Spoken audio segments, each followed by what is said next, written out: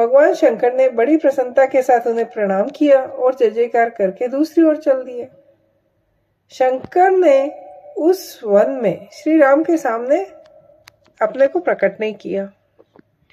भगवान शिव की मोह में डालने वाली ऐसी लीला देख सती को बड़ा विस्मय हुआ। वह उनकी माया से मोहित हो बोली।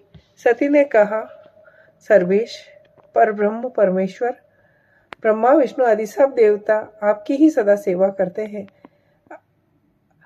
सबको आपका ही सर्वदा सेवन और ध्यान करना चाहिए। नाथ, ये दोनों पुरुष कौन हैं? ये दोनों धनुधर वीर वन में विचरते हुए क्लेश के भागी और दीन ही हो रहे हैं। इनमें जो ज्येष्ठ है उसकी अंग कांति नील कमल के समान है। उसे देखकर किस कारण से आप आनंद विभोर हो उठे? आपका चित्त क्यों अत्यंत प्रसन्न हो गया? आप इस समय भक्त के समान विनम्र क्यों हो गए? ब्रह्मा जी कहते हैं, नारद, कल्याणमयी परमेश्वरी आदि शक्ति ने शिव की माया से वशीभूत हो जब भगवान शिव से इस प्रकार का प्रश्न किया, तब वह बोले, इसमें छल नहीं है। वरदान के प्रभाव से ही मैंने इन्हें आदर पूर्वक प्रणाम किया है। ये दोनों भाई वीरों द्वारा सम्मानित है। इनके नाम श्री राम और लक्ष्मण है।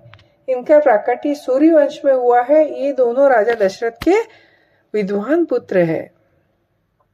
इसमें से जो गोरे रंग के छोटे बंधु है वो साक्षात शेष के अंश है। उनका नाम लक्ष्मण है। इनके बड़े भैया का नाम श्री राम है। इनके रूप में भगवान विष्णु ही अपने संपूर्ण अंश से प्रकट हुए हैं। उपद्रव इनसे दूर ही रहते हैं। इस साधु पुरुषों की रक्षा और हम लोगों के कल्याण के लिए पृथ्वी पर अवतीर्ण हुए हैं। ऐसा कहकर भगवान शंभु चुप हो गए। भगवान शिव की ऐसी बात सुनकर सती के मन को इस पर भी विश्वास नहीं हुआ। सती के मन में मेरी बात पर विश्वास नहीं, ये जानकर प्रभु बोले, देवी मेरी बात सुनो। यदि तुम्हें मेरे कथन पर विश्वास नहीं है तो वहां जाकर अपनी बुद्धि से श्री राम की परीक्षा कर लो। जिस प्रकार तुम्हारा मोह या भ्रम नष्ट हो जाए वह करो। तुम वहां जाकर परीक्षा करो, तब तक मैं इस बरगद के नीचे खड़ा हूं।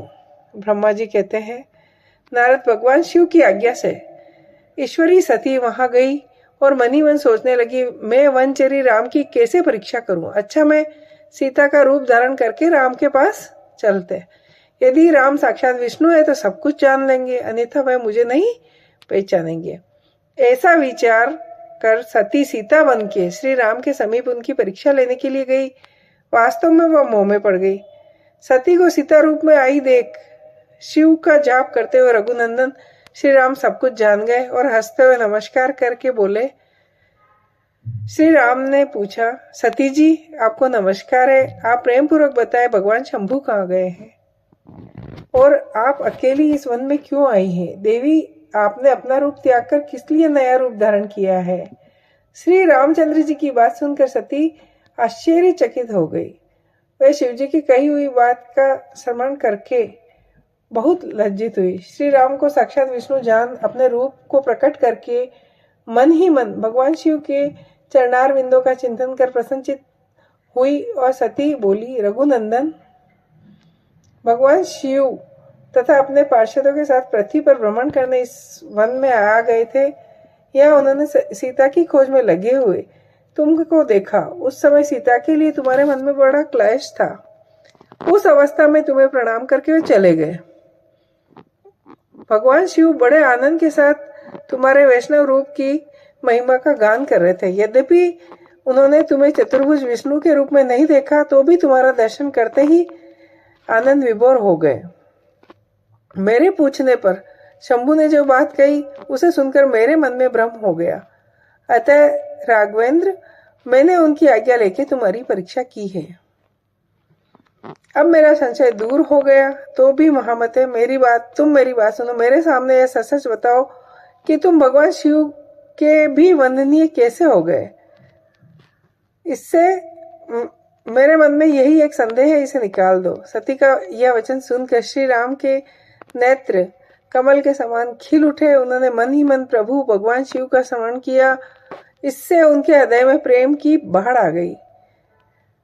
उन्हें आज्ञा न होने के कारण वे सती के साथ भगवान शिव के निकट नहीं गए तथा मन ही मन उनकी महिमा का वर्णन करके श्री रघुनाथ जी ने सती से कहना प्रारंभ किया। जय हो।